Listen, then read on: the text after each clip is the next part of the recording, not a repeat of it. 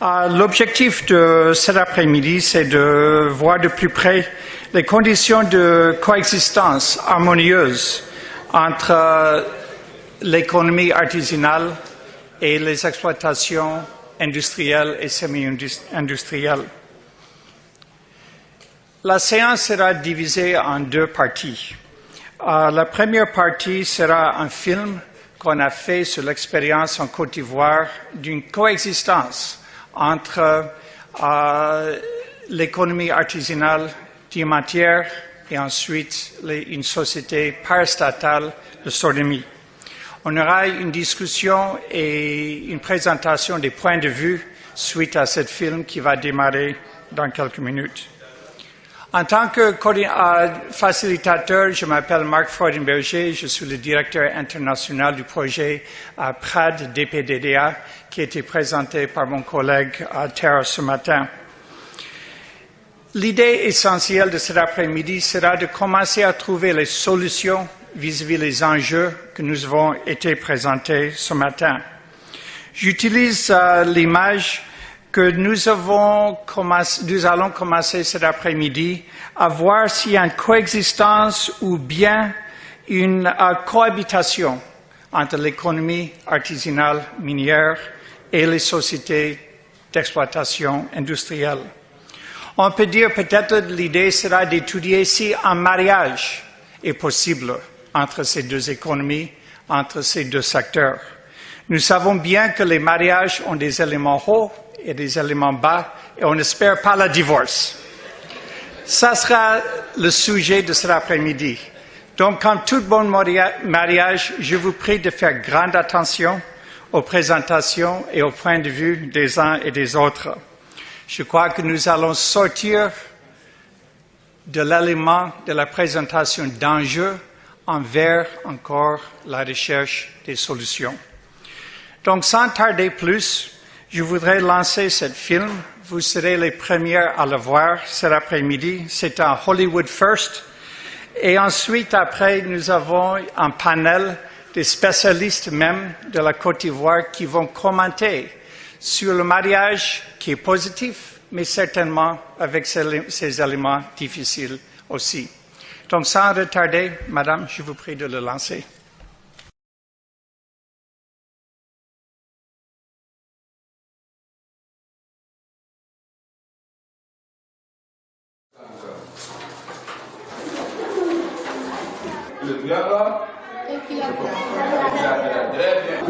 Nora est une fillette âgée de 10 ans. En classe de CM2 à l'école primaire de son village, elle prépare son concours d'entrée en 6e. Comme Nora, de nombreux enfants du village de Forona, dans le nord de la Côte d'Ivoire, ont accès à l'éducation grâce à l'école primaire construite par la coopérative du village avec les ressources du diamant. Le diamant, un minerai prisé à travers le monde. Fortement recherchée pour sa beauté et son caractère précieux, cette pierre est à la fois courtisée par de nombreux joailliers, mais également pourchassée par plusieurs revendeurs à travers le monde. Pays d'Afrique occidentale, la Côte d'Ivoire dispose de nombreuses ressources minières dans le coltan, le manganèse, le fer, le nickel, l'or et le diamant.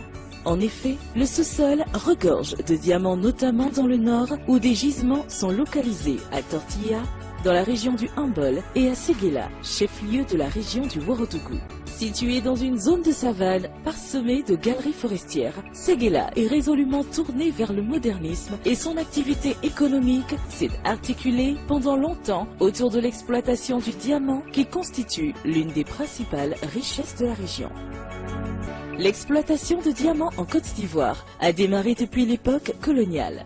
Mais c'est en 1945 que l'exploitation industrielle démarre avec la SAREMSI, suivie d'autres sociétés qui exploitaient jusqu'aux années 70.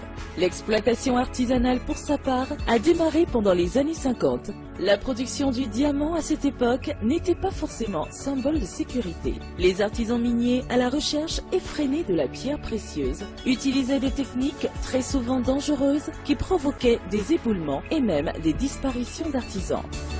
L'environnement écologique également se trouvait fortement menacé, détruisant les terres cultivables avec une forte dégradation de la qualité de l'eau. Cette situation engendre également une situation d'insécurité avec des affrontements violents entre les forces de l'ordre et les réseaux de contrebande. Face à l'échec d'une approche purement répressive, l'État décide en 1986 d'autoriser l'activité et de demander à la Société pour le développement minier de Côte d'Ivoire, SODEMI, structure d'État créée en 1962, d'encadrer l'activité artisanale en parallèle à sa vocation principale d'exploration et d'exploitation des gisements industriels. L'organisation, c'était donc une équipe de SODEMI sur place, avec ingénieurs et techniciens pour apprendre les techniques d'exploitation artisanale et faciliter aussi la vente au bénéfice des membres des GVC en les assistant dans la reconnaissance des bonnes pierres et en leur suggérant la bonne façon de commercialiser les diamants que les gens extrayaient. La SODEMI a donc démarré son encadrement de l'activité à travers des groupements à vocation coopérative GVC constitués de membres de chaque village. La SODEMI signe des conventions avec ces GVC pour fixer les conditions et responsabiliser ces structures à veiller au respect des règles. Nous sommes venus les regrouper en coopérative afin qu'ils puissent profiter aussi des richesses de la sous-sol. Et donc nous avons copié ce modèle-là sur le modèle agricole. Donc les réunir et puis les mettre ensemble pour qu'ils puissent travailler et profiter des retombées de leur sous-sol. Au départ, ils n'étaient pas d'accord, mais avec le temps, ils ont compris que c'était pour leur bien-être. On était là pour eux, ce n'était pas pour nous. L'incitation majeure de la SODEMI, en plus de la mission qui lui était confiée par l'État, était d'arrêter la destruction des gisements primaires de kimberlite que la société étudiait avec des partenaires étrangers en vue d'une exploitation industrielle. Ce modèle instauré par la SODEMI a permis d'éviter les nombreux conflits du fait de l'exploitation, mais également la réduction des dangers pendant la recherche de diamants. Les galeries ont laissé place au fonçage en panneaux avec des artisans miniers bien identifiés par des cartes délivrées par l'administration minière sur le terrain. L'encadrement était aussi bien un modèle innovant et pionnier pour la coexistence harmonieuse entre exploitants à grande et à petite échelle, car les artisans s'abstenaient d'exploiter les gisements primaires. Le modèle SODEMI dans l'exploitation du diamant en Côte d'Ivoire a ainsi apporté un souffle nouveau aux populations en formalisant l'activité. Les villages se sont développés grâce aux ressources financières récoltées par les GVC sur les ventes. Les infrastructures se sont multipliées. Nous avons pour exemple le village de Bobi, belle vitrine du succès du modèle SODEMI à travers ses réalisations. Ce modèle-là a permis à Bobi de faire beaucoup de réalisations. Si vous voyez la grande mosquée, le centre de santé urbain de Bobi, maternité, plus infirmerie, plus logement des agents de santé, c'est grâce aux ressources issues du diamant. Vous voyez l'électrification, le château d'eau, le marché, le groupe scolaire de Bobi a été réalisé par la population. Donc la population, à travers donc, le modèle SODEMI, a pu utiliser les ressources issues du diamant pour poser des actions de développement. Malheureusement, cet idéal sera brisé en 2002 avec la crise militaro-politique entraînant la division du pays en deux avec le nord sous le contrôle des forces rebelles et le sud contrôlé par le gouvernement. Ces 10 ans de guerre ont contraint la SODEMI à stopper ses activités dans la zone. L'anarchie s'installe alors avec le pillage des amis de travaux de recherche de SODEMI et le commerce illicite des ressources naturelles dont le diamant. Face à cette situation, l'Organisation des Nations Unies, ONU, a imposé en 2005 un embargo sur le diamant brut exporté de Côte d'Ivoire. Pendant ce temps, la situation sur le terrain reste alarmante. Les populations des villages assistent impuissantes au pillage de leurs sources principales de revenus et l'exploitation illicite des gisements primaires de kimberlite comme le dike de Bobi. À la fin de la crise en 2011, l'État a entrepris des actions pour normaliser la filière et devenir conforme au processus de Kimberley, le dispositif international qui régit le commerce du diamant brut. La Côte d'Ivoire est membre du processus mais n'a jamais été déclarée conforme. Au cœur de ces efforts était le secrétariat permanent de la représentation du processus de Kimberley en Côte d'Ivoire. La Côte d'Ivoire avait déjà un système de contrôle bien développé avec l'encadrement qui était mis en place par la SODEMI. Parce que déjà, on délivrait des cartes d'exploitants miniers, les gens étaient déjà pratiquement identifiés. Je peux dire que la Côte d'Ivoire était déjà prête à être conforme, n'eût été la crise que nous avons connue en 2002. Et donc, en 2012, après la crise, nous avons immédiatement commencé par la sensibilisation. Parce qu'après une décennie de crise, les gens avaient pris certaines habitudes. Il fallait procéder à la sensibilisation pour les amener à adhérer à notre idée de vouloir rentrer dans la chaîne légale. La Côte d'Ivoire est devenue conforme au système de certification du processus de Kimberley en novembre 2013, ce qui a créé les conditions pour la levée de l'embargo en avril 2014. Ce résultat a pu être obtenu grâce à de nombreuses actions, la sensibilisation des acteurs de la filière et les communautés minières, l'élaboration d'une stratégie participative en tenant compte des réalités locales et les bonnes pratiques internationales, l'harmonisation du régime fiscal avec la sous-région et le lancement de la chaîne de traçabilité sur le terrain. Cette chaîne de traçabilité repose sur le modèle d'encadrement de la SODEMI actualisée. La chaîne commence par les creuseurs détenteurs de cartes d'ouvriers miniers délivrées par l'administration minière. Chaque GVC, devenu société coopérative sous la loi uniforme OHADA, est considéré comme un exploitant minier artisanal en vertu de la convention signée avec la SODEMI qui est autorisée par arrêté ministériel à encadrer l'exploitation à caractère artisanal dans les zones de ces permis miniers. La SODEMI a mis quelque chose en place. Si on a eu un coin, on allait le voir, les gars viennent mesurer une parcelle pour nous. Et puis on s'en travaille dedans, et puis bon, ça va. Aussi, il y a des policiers qui s'en vont surveiller. Tant qu'ils n'est pas là, on ne lavait pas. Bon, quand on commence à laver, donc tout ce qu'on gagne, il prend tout ça là. Il compte avec les travailleurs. Après avoir fini de compter, il met dans un feu pour embarrer. Ils ont une enveloppe. Ils mettent dans cette enveloppe et puis ils écrivent le nom des chefs de groupe, et nombre de graines. Bon, ils envoient au bureau. Si les acheteurs ils viennent, le monsieur il vient, il retire son graine. On les donne en même temps, il s'assoit, il commence à distribuer. La production est donc enregistrée dans les cahiers de suivi de production et de vente détenus par chaque société coopérative, comme tout exploitant minier artisanal ou semi-industriel. La vente à un acheteur n'est autorisée que sur présentation de sa carte de collecteur. Après son achat, celui-ci a l'obligation de délivrer un reçu d'achat avec ses identifiants et ceux du vendeur. Sur chaque vente, 8% sont prélevés par la SODEMI et 12% par la coopérative. Les acheteurs remontent ensuite les pierres à des bureaux d'achat agréés pour exportation. À cette étape, une analyse de la documentation et de la valeur est effectuée avant la délivrance du certificat du processus de Kimberley attestant de l'origine des pierres.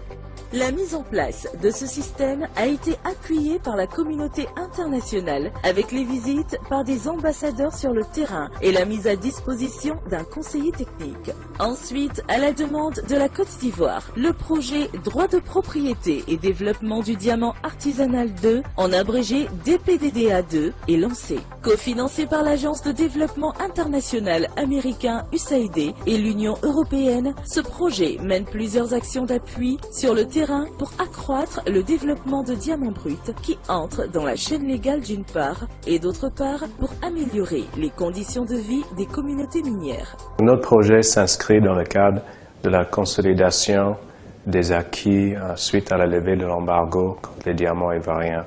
Quand je suis venu ici en 2013, j'ai tout de suite été marqué par le modèle d'encadrement des artisans miniers que la SODEMI a mis en place depuis 1986.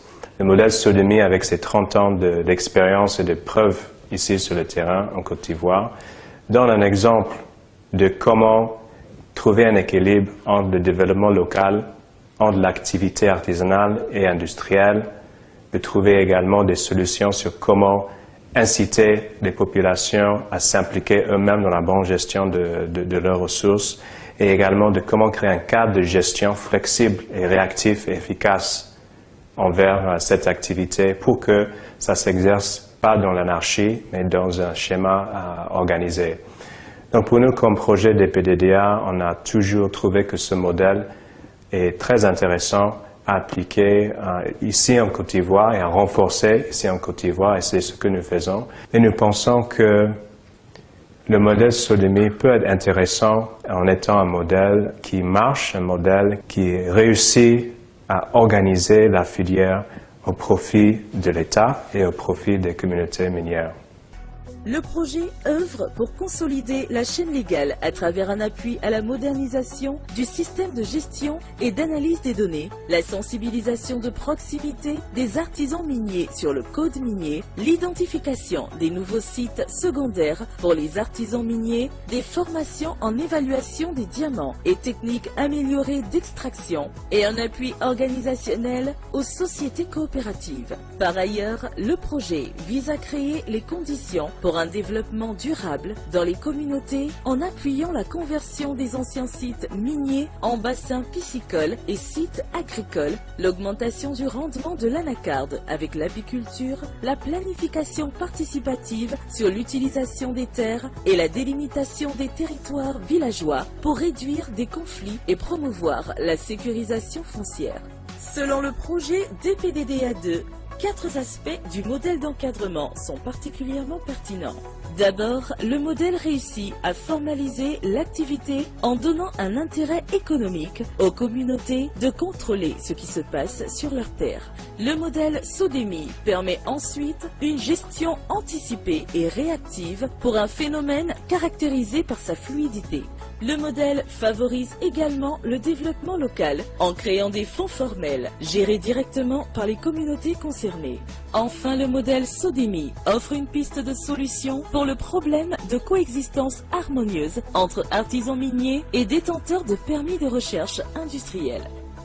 Quand les agents de la SODEMI arrivent, on s'attend, on travaille ensemble. Il n'y a pas de problème entre nous. Et puis avoir quelque chose pour nourrir ma famille, on se maintient dedans, quoi. J'ai 2 femmes, j'ai 3 enfants. Bon, c'est dans ce travail-là, actuellement, je me débrouille un peu. On travaille dans parcelle, c'est tranquille, c'est garanti, il y a sécurité. Quand on gagne diamant, on écrit, on amène au bureau. Arrivé au bureau, les collecteurs de diamants viennent, on les vend. On va venir montrer les autres. On va calculer chacun ce qu'il doit gagner. Partage. Tu peux rester ici aujourd'hui, voilà, moi je n'ai rien. Demain, tu peux me demander 100 000 francs, je peux te donner. C'est le travail. Le système est très bon. Il n'y a pas de problème, c'est-à-dire tu gagnes ton diamant. Tu travailles sur le terre de quelqu'un, sous le permis d'une société d'État. C'est-à-dire qu'on amène ton diamant, tu es libre de payer ton diamant à ton travailleur, au prix que tu veux. Le peu que tu as, ils prennent un peu, c'est comme des impôts. Donc à un moment donné, toi-même tu te dis que je participe au développement de ce village. Tu es fier aussi. Donc nous, ça nous fait pas mal, c'est très bon, c'est un bon système. Malgré ces nombreux points positifs, le modèle n'est pas parfait et le travail de gestion de cette ressource est un travail de longue haleine que l'État s'est montré engagé à poursuivre depuis plusieurs décennies. Au vu des nombreux problèmes engendrés par l'exploitation minière artisanale, l'expérience de la SODEMI ayant déjà fait ses preuves peut être une solution pertinente pour d'autres minerais ou d'autres contextes. Une adaptation de ce modèle aux réalités d'ailleurs ne serait-elle pas une réponse aux problèmes et risques de la filière en Côte d'Ivoire et dans la sous-région? La jeunesse de demain, pour la plupart de ces régions, dépend de la situation de ces ressources minières, longtemps enveloppées par nos terres et prisées à travers le monde entier. Une bonne gestion de l'activité d'exploitation de ces ressources permettra sûrement de garantir un développement des régions et l'avenir des enfants d'aujourd'hui.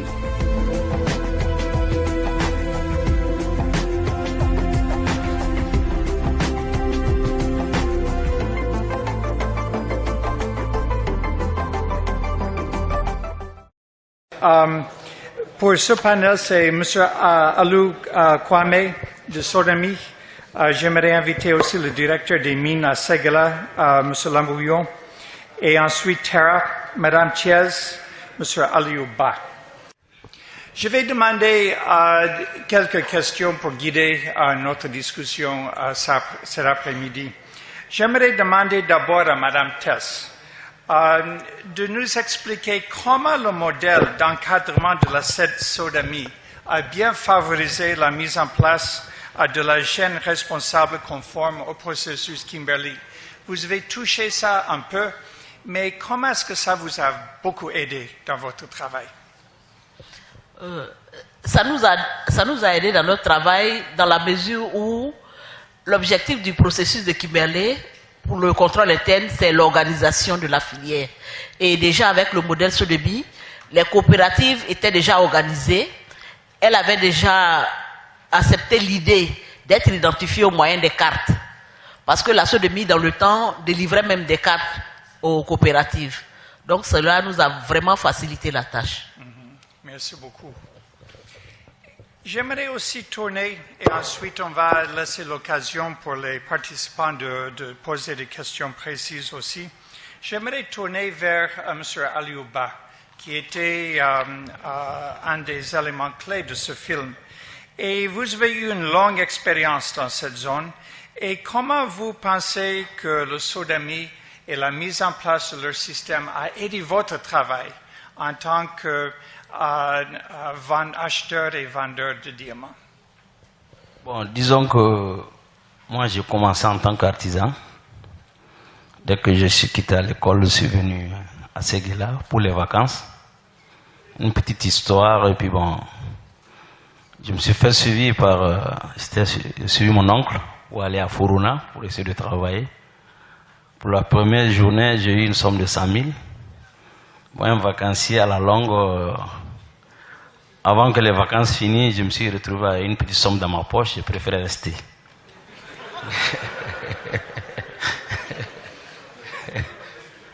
Donc, dans ces conditions, j'ai commencé en tant que creuseur. Bon, j'étais le père comme tout ouvrier. J'ai commencé à travailler au fur et à mesure des années. J'ai accumulé des expériences. Et puis bon, jusqu'à ce que je suis devenu un acheteur. C'était devant nous, bon, la Sodomy, l'encadrement était là en testant les coopératives, c'était des GVC. La Sodomy les encadrait, ils faisaient des recherches, ils délivraient des terres, des coins qui sont riches.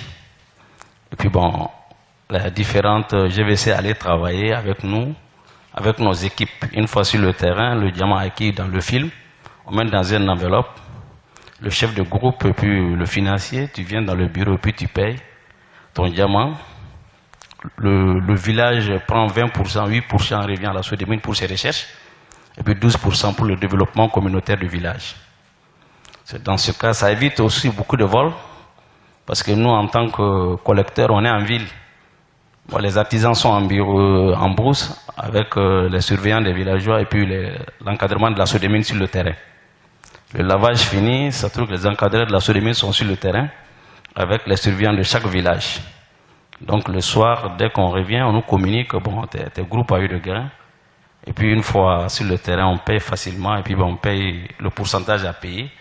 On n'a rien à se reprocher. Nous aussi, en tant que collecteurs, on a nos cartes qui ont été délivrées par Mme Tess, en tant que collecteur.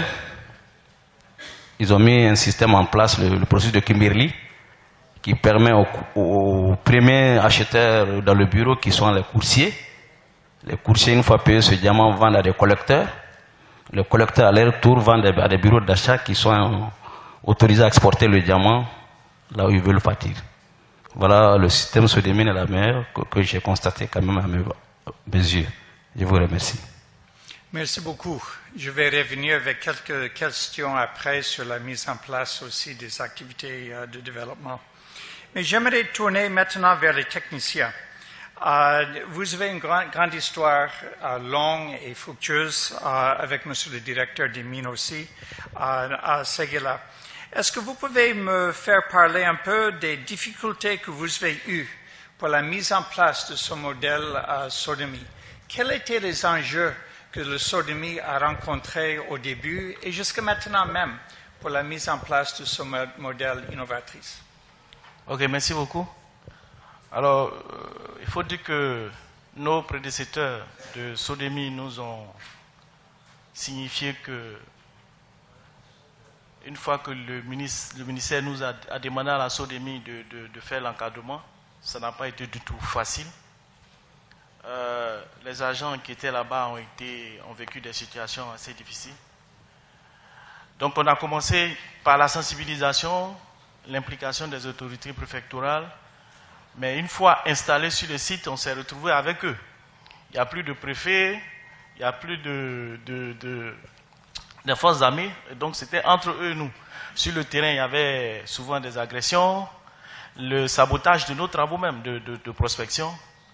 Je crois savoir même que l'eau même que nous buvions au camp avait été empoisonnée.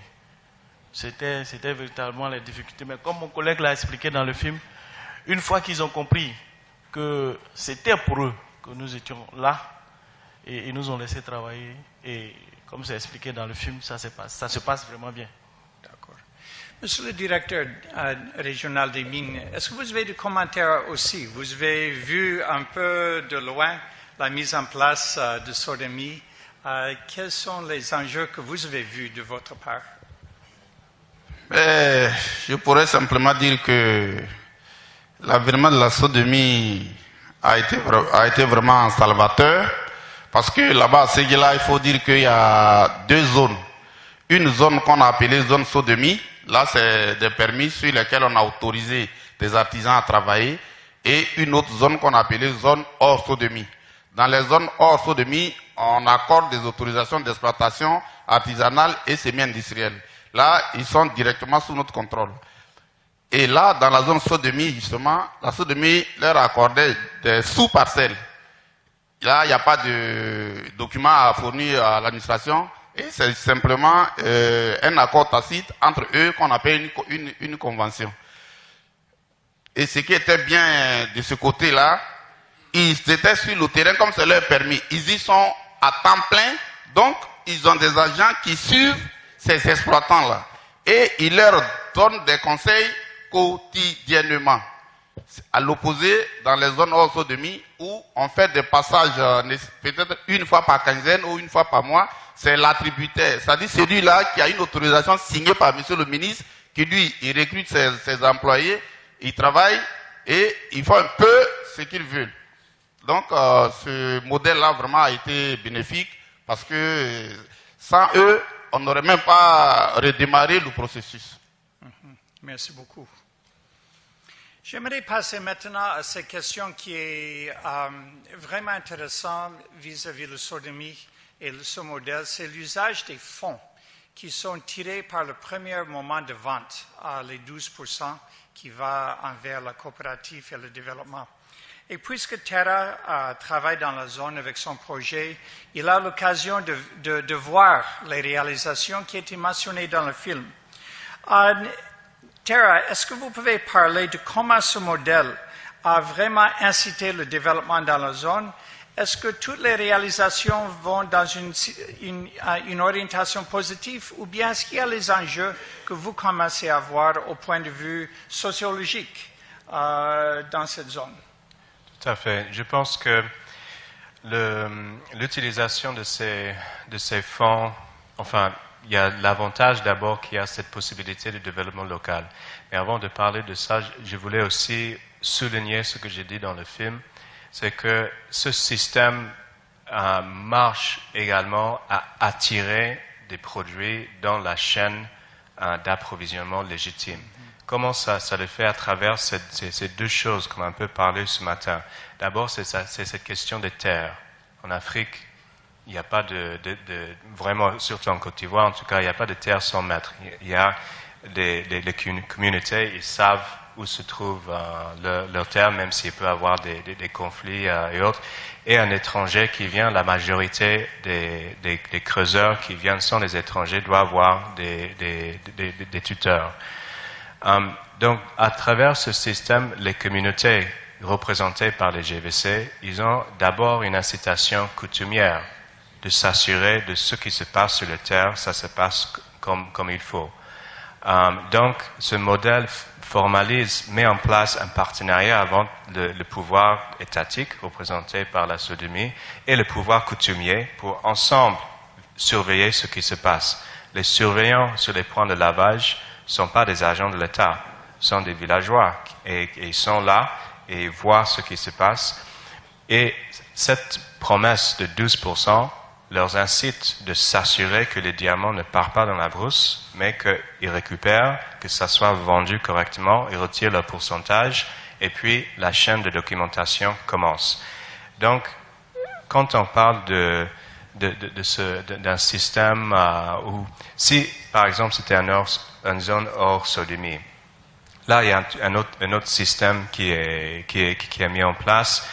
Mais le problème qui se pose quand vous avez un demi-million d'orpailleurs, c'est impossible que n'importe quel État peut bien contrôler ce niveau de monde. Il faut responsabiliser aussi les communautés et leur donner des raisons et des incitations de s'impliquer aussi dans la gestion. Et pour nous, ce qui est particulièrement intéressant, c'est effectivement ça. Ça permet d'abord à l'État, représenté par la sodomie, d'être réactif. À chaque fois, un site minier, ça peut exploser dans 48 heures et puis finir dans un mois.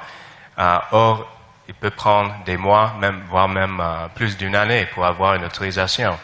Donc, ça c'est déjà une bonne chose. Et puis, ça responsabilise les communautés. Quant à l'utilisation des fonds, nous, comme projet, on essaie, à travers nos différentes actions, de voir cet élément. C'est vrai que ça a créé des fonds, des centaines de millions de francs CFA dans certains cas sur des décennies, gérés par ces communautés. Il y a toujours, nous pensons, une marge d'amélioration à voir dans le processus de prise de décision sur l'utilisation de ces fonds. On a vu les infrastructures, mais on a aussi actuellement confronté à une situation où les terres sont de plus en plus rares et dégradées par cette activité. Les gisements sont en décroissance dans la zone et donc ça crée beaucoup d'angoisse dans ces communautés et nous essayons d'appuyer avec la sodomie et les autres un processus pour renforcer et peut-être, je dirais, améliorer ces processus de prise de décision pour que les communautés prennent conscience elles-mêmes des enjeux dans leur avenir face à la décroissance de cette ressource et puis puissent investir les fonds qui sont là dans des activités qui peuvent être plus renouvelables à long terme. Oui, merci beaucoup. J'aimerais ajouter à cette réponse de Terra que nous voyons à Séguéla aussi une transformation massive de l'écologie de la zone. Ce matin, on a dit que les exploitants orpailleurs, aussi de diamants, prennent l'argent, ils spéculent. Mais dans cette zone de Séguéla, il y a une transformation écologique où les artisans investissent dans les plantations d'anacardiers. Et les anacardiers commencent à prendre une nouvelle forme dans cette zone avec la mise en place des plantations de ces arbres. Donc effectivement, l'économie de diamants, c'est un moteur économique avec les membres qui s'investissent dans leur avenir. Et l'avenir dans cette zone maintenant, c'est l'anacardier. Et comme vous savez probablement, la Côte d'Ivoire est devenue la première exportateur du monde de l'anacardier. Donc on ne peut pas dire qu'il y a toujours une trajectoire négative, mais parfois aussi les trajectoires positives qui passent dans ces zones. Et cet exemple de Séguéla avec la mise en place de sodomie montre comment l'économie de diamant peut être un moteur, mais aussi un élément de régénération écologique pour une nouvelle Côte d'Ivoire dans cette zone. Donc j'aimerais maintenant laisser ouvert le débat en plénière pour quelques minutes jusqu'au pause café et de vous demander si vous avez des questions précises et techniques à poser à notre panel sur ce modèle sodomie. On ne peut pas dire que c'est un mariage parfait. Certainement, il y a des difficultés, des enjeux. L'équipe a mentionné certaines. Donc, je vous laisse la parole s'il y a des questions précises. Ok, merci. Moi, ma question va à l'endroit de la sodomie. L'une des particularités de la filière de la production artisanale de l'or en Côte d'Ivoire, c'est que les acteurs agissent de façon individuelle, généralement sous le couvert des chefs chantiers qu'on connaît. Et dans une localité, il peut y avoir plusieurs chefs chantiers. Alors, je demande, est-ce que cela était le cas pour la production du diamant à Séguéla? Et si oui, comment est-ce que la SODEMI a pu les regrouper en une seule entité? Allô? Voilà. Bon, ce que je voudrais dire, c'est que peut-être à Séguéla, on a la chance de travailler avec les villages. On ne travaille pas avec des individus. Les sociétés coopératives sont des sociétés coopératives de chaque village à l'intérieur des permis SODEMI. Ça, c'est la première chose. Donc, on n'a pas de relation avec un particulier qui vient, qui dit qu'il veut un site. Donc, c'est le village lui-même qui désigne des personnes qui vont participer aux activités de fonçage, de panneaux, de surveillance au niveau du lavage du minerai et puis de la commercialisation. Donc, c'est chaque village qui a on a l'habitude de les appeler des policiers. Ce sont des agents du village qui surveillent ces activités-là. Donc, nous n'avons pas de chef de chantier, comme vous dites.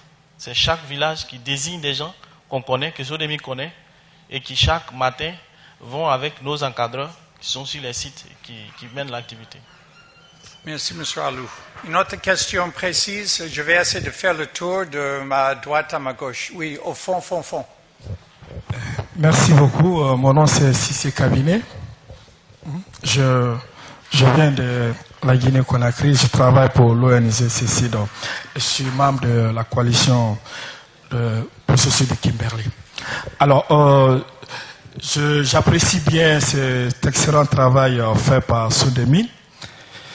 Et pour moi, c'est une société comme son nom l'indique. À côté, il existe l'administration minière. Alors, dans une certaine mesure, je pense que ce travail doit ou devrait être fait par l'administration minière, l'encadrement technique. Alors, je me pose la question, est-ce que, il n'y a pas un plan de transfert de ce rôle de ce rôle important de SODEMI à l'administration minière, notamment la direction nationale des mines, je ne sais pas, pour au moins donner toute la sens à cette direction aussi de jouer son rôle.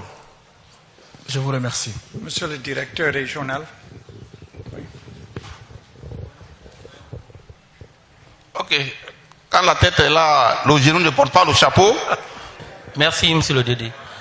En fait, la réponse que je voulais donner, c'est que, comme ça a été indiqué dans le film, la SODEMI n'est pas sur le terrain de son propre fait. La SODEMI y est du fait de l'administration des mines. Donc, c'est un arrêté qui a été signé par monsieur le ministre qui les autorise à faire ce travail-là. Donc, c'est une inspiration du ministère. Et si le modèle marche, on verra, on va faire les évaluations après, mais pourquoi ne pas l'étendre? On verra bien. Pour le moment, pas donné de réponse. On leur demande de poursuivre ce travail-là. Je voulais même indiquer qu'un arrêté a été pris également pour permettre à la SODEMI de développer ce modèle également à Tortilla, qui est la deuxième zone de production de diamants de la Côte d'Ivoire. Donc c'est pour dire que nous travaillons en synergie. C'est une instruction du ministre et nous suivons ce travail-là. Si la SODEMI, qui est une société d'État, fait ce travail, c'est comme si c'était l'administration qui faisait le travail. Voilà. Donc le modèle est toujours en expérimentation. Il pourra être étendu ailleurs. Voilà. C'est ce que je voulais indiquer. Merci. Merci. J'ai vu une question vers ici. Avec votre permission, oui. Je voudrais juste, à la suite de mon DG, je voudrais juste indiquer que certes la SODEMI travaille sur son permis parce que c'est son permis. Comme le DG l'a dit, c'est un arrêté du ministre qui le leur permet. Mais pas pourtant qu'en tant qu'administration minière, on n'a pas de mission de contrôle sur ces sites-là. Pour preuve, les cartes dont on a parlé, c'est nous qui les signons.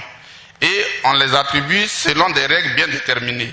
Et on mène des missions ponctuelles sur ces sites-là de la SODEMI pour voir effectivement si ça se déroule comme on l'entend. Et si ceux qui travaillent là sont tous nantis de leurs cartes, ça veut dire qu'on les suit, eux on les contrôle. Bien, merci. Moi je m'appelle Tidjani Diakité du Mali, je travaille à la GIZ. En fait, j'ai trouvé le film très intéressant, le modèle très intéressant. Seulement, j'ai deux petites préoccupations, je sais pas. La première, c'est un peu par rapport à la question de défense et restauration des sols. Parce que j'ai vu, on a ouvert vraiment beaucoup de tranchées. Je ne sais pas si dans le modèle, il est prévu, dans le cadre du développement local aussi, de travailler un peu pour restaurer les sols et la protection des sols. Ma deuxième préoccupation, c'est un peu la structure naissante, la coopérative que vous avez mis en place. Pour moi, ça s'apparente un peu à des structures privées naissantes un peu.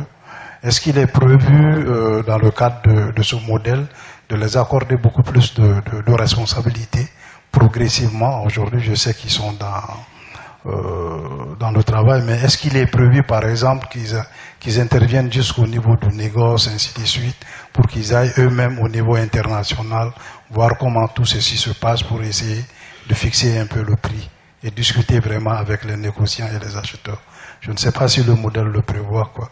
Parce que chez nous, par exemple, comme vous l'aviez dit, effectivement, c'est des structures coopératives qui sont mises en place à travers les structures d'agriculture. Nous, au Mali, c'est beaucoup plus le coton. On a vu évoluer nos associations de producteurs de coton en coopérative. Aujourd'hui, ils vont jusqu'au marché international, se renseigner sur le prix du coton, sur le marché et venir négocier. Je ne sais pas si un tel dispositif est prévu par le modèle. Merci. Je crois que je vais laisser Tara sur la question de réhabilitation écologique et puis les autres membres sur la coopérative. Tara, sur la restauration écologique. Oui, par rapport à cette question importante, Hervé, tu peux te lever? Donc, Hervé, c'est un consultant centrafricain qui est spécialiste dans des techniques pour les artisans miniers de terrasses et de tranchées qui permet à remployer au fur et à mesure. La plupart, il est là pour travailler. Il vient de faire une formation à l'endroit des sociétés coopératives, des points focaux techniques qui sont chargés d'organiser un peu les différentes chantiers, et la SODEMI qui aussi encadre techniquement cette activité. Donc, il y a cette technique. La plupart des images que vous avez vues effectivement dans le film sont des zones qui n'employaient pas ces techniques. Et ça crée, si vous voyez sur les images satellites, dans beaucoup de territoires villageois, 2/3 des zones sont des trous depuis 30 ans. Bon, mais il y a des dynamiques intéressantes de revalorisation de ces zones ou régénération écologique qui se passe autour, mais nous mettons vraiment l'accent surtout sur cette question de comment améliorer les techniques pour pouvoir remplir les trous en même temps. C'est pas évident, mais c'est ce qu'on fait. Et je voulais juste souligner par rapport à la deuxième question avant de passer à Lou, pour que ça soit clair, parce qu'il y avait deux questions. Ici, ce ne sont pas des coopératives qui regroupent des creuseurs. Donc, d'un certain sens, le mot coopérative n'est pas juste. On doit dire association ou une autre forme juridique. C'est-à-dire, ça regroupe les chefs des villages. Là-dedans, il y a des artisans miniers. Comme il y a aussi des personnes qui pratiquent pas. Ils sont là, ils vont prendre le pourcentage. Donc, quand on dit coopérative, actuellement, le système, c'est plutôt les propriétaires terriens, les autochtones, si vous voulez, qui sont là. Il y en a quelques-uns qui sont dans l'activité, il y en a d'autres qui sont pas. Donc, il y a des perspectives de réfléchir à comment rendre ces structures des vraies coopératives. Donc, c'est pour être précis parce que quand on parle de coopérative, souvent on parle c'est en train de regrouper les creuseurs. C'est pas le cas. Les chefs de chantier, toute cette organisation est comme dans l'orpaillage. Il y a des chefs d'équipe, il y a des panneaux qui sont ouverts, etc. Mais la coopérative, pour le moment, ça focalise vraiment sur l'organisation de l'activité et la récupération des retombées économiques. Maintenant, est-ce qu'ils peuvent après devenir des vraies sociétés coopératives? Ça va dépendre de chaque village et de chaque communauté s'ils souhaiteraient le faire. Mais pour le moment, c'est pas le cœur du modèle. Okay. Je vais laisser si les autres ont... D'accord, je voulais juste ajouter que, effectivement, ce que Tera a dit est juste. Comme je l'ai dit, nous avons la SODEMI a des permis. Et la convention qui est signée, elle est signée avec les villages. Et donc, les autochtones. Ce n'est pas, et ce sont ces autochtones-là qui créent ce qu'on appelle, comme entre griffes, des coopératives. C'était des groupements à vocation coopérative. Ensuite, quand il y a eu le PK, il fallait harmoniser, les GVC n'étant plus reconnus. Et donc, on a créé les sociétés coopératives. Mais, comme Tera l'a précisé, ce n'est pas la société coopérative des artisans, des ouvriers. C'est le village dans lequel l'activité est menée qui crée cette société coopérative et qui signe la convention avec SODEMI. Et la SODEMI ne reconnaît que le village. Voilà, donc nous attribuons des parcelles à ces villages. Maintenant, l'idée de responsabiliser plus au niveau des négociations, je veux dire que toute la chaîne de vente, la SODEMI à la limite, quand des prix ne sont pas trop justes, la SODEMI intervient. Mais sinon, c'est les villageois qui mènent toute l'activité. Une fois que le diamant est trouvé, qu'il arrive au bureau, c'est le groupe qui a produit le diamant, qui est assis face aux collecteurs et qui font la négociation. Peut-être la vision de l'activité, c'était que les villageois eux-mêmes puissent financer l'activité. En ce moment, ils ont la pleine possession de leur diamant et donc ils peuvent faire toutes les transactions qu'ils veulent. Mais pour le moment, on évolue, on espère qu'un jour on va y arriver. Est-ce que le panel a d'autres commentaires vis-à-vis de ces questions? OK. Je vais prendre une dernière question. Merci. Ce n'est pas vraiment une question, peut-être juste quelques éléments pour contribuer à la réflexion. La première chose que je veux dire, c'est féliciter la SODEMI pour le travail qui est fait, c'est impressionnant. La deuxième chose, je pense que l'intérêt de ce genre d'exercice, il est confirmé par ce modèle, enfin le modèle, parce que le but c'est vraiment de partager des modèles qui fonctionnent par ailleurs. Les questions que j'ai en tête, c'est oui, c'est vrai, les enjeux sont peut-être les mêmes. Quand on passe du diamant à l'or, peut-être à des ampleurs différentes. C'est pour ça que les problématiques sont différentes aussi pour les États. Donc la question, c'est la question de la transférabilité du modèle. Est-ce qu'il est transférable dans un contexte comme celui de l'or, quand on sait que la géologie peut être différente, l'ampleur en termes d'impact au sol peut être aussi différent, parce que dans le cas du diamant, on est localisé à Séguéla et à Tortilla pour le cas de la Côte d'Ivoire, donc c'est assez circonscrit géographiquement. Dans le cas de l'or, c'est l'ensemble du pays qui peut être concerné, donc on voit bien d'ailleurs l'ampleur des masses d'ouvriers qui sont concernés. Donc ces questions d'applicabilité du modèle, de transférabilité du modèle, c'est des éléments qui me viennent, et puis je veux mettre les questions sur la table, pas seulement au panel, mais à la salle, pour alimenter les réflexions, parce qu'on est en train de chercher des solutions ensemble. Voilà ce que je voulais dire. J'aimerais laisser à M. Ali de donner votre perspective comme opérateur économique qui connaît ces filières différentes. Je vais être un peu plus précis. Nous sommes un pays, comment on appelle ça, Koyaka. Donc, c'est vrai qu'on a parlé de la présence des halogènes, ainsi de suite, mais la souche, c'est le pays Koyaka. Est-ce que ce qui réussit là pourrait être transféré chez les Yakuba à Man, ou bien chez les Agni à Bongwanou, à Ara, ainsi de suite? C'est parce que là, il y a un tissu social homogène. Est-ce que, voilà, un fait culturel, merci beaucoup. Donc, c'est une culture, la vision du monde, ainsi de suite. Tout ça, c'est ce qui fait que le modèle, je suppose que le modèle réussit. Mais ailleurs, avec d'autres visions d'ailleurs, d'autres visions disons, d'autres imageries spirituelles et des représentations sociales, est-ce que ça pourrait réussir? Enfin, je voudrais laisser la réponse à un opérateur économique parce que c'est lui qui... Voilà, c'est ce que je voulais ajouter. Oh, pardon, il y avait le conseil technique. Merci beaucoup. Je suis positif et je vais vous dire, ça peut se transposer. Pourquoi? Je vais vous expliquer. On l'a déjà fait ailleurs, dans le cadre de l'or, dans la zone d'Angovia, vers Yamoussoukro.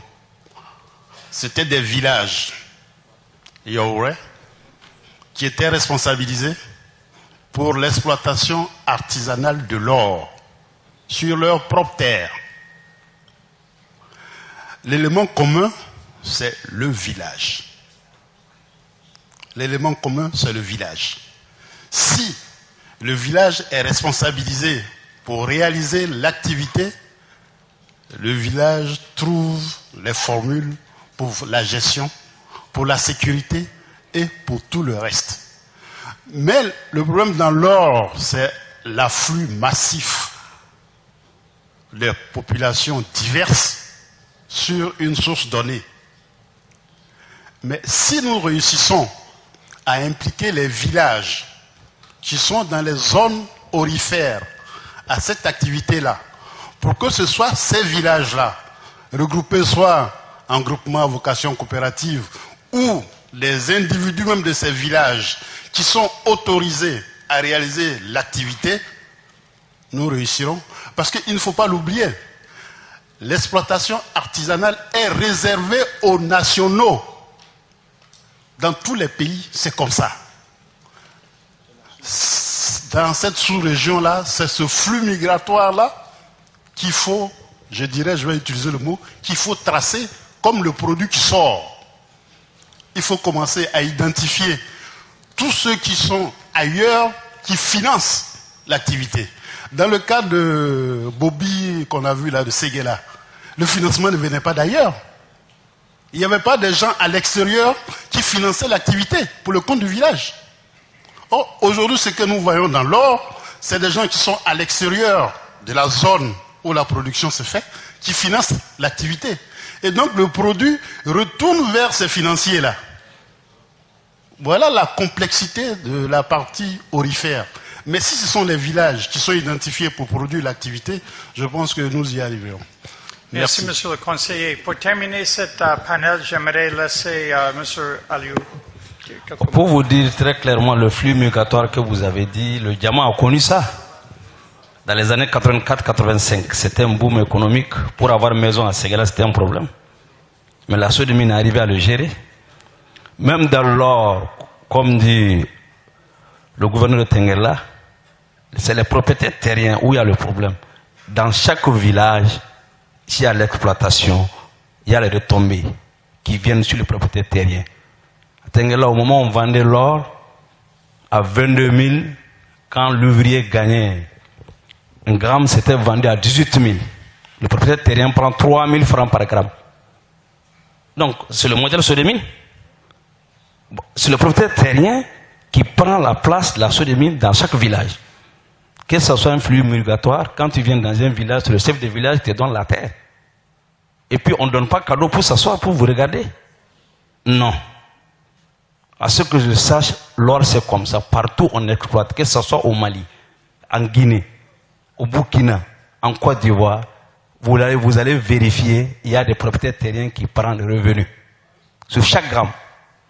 Donc c'est le modèle Sodemine qui est là, qu'on doit chercher à le faire parce que c'est possible. Très possible. Et puis dans ce qu'on dit à les financer à l'extérieur, c'est pas ça, c'est la même chose comme le diamant.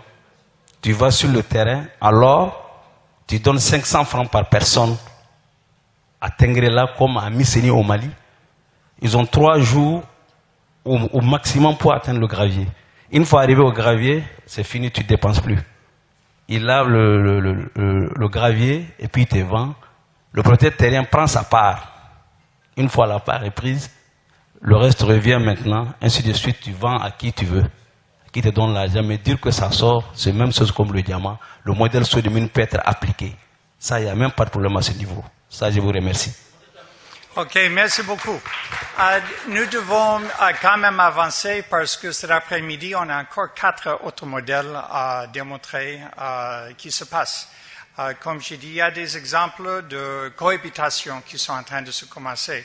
Donc, j'aimerais prendre une petite pause café. Vous avez les membres du panel que vous connaissez maintenant. J'espère que vous allez continuer les questions avec eux. Et on va revenir dans 15 minutes. Et je vais être vraiment comme un Peul qui pousse le bétail de revenir vite parce qu'on a beaucoup à partager. Merci beaucoup.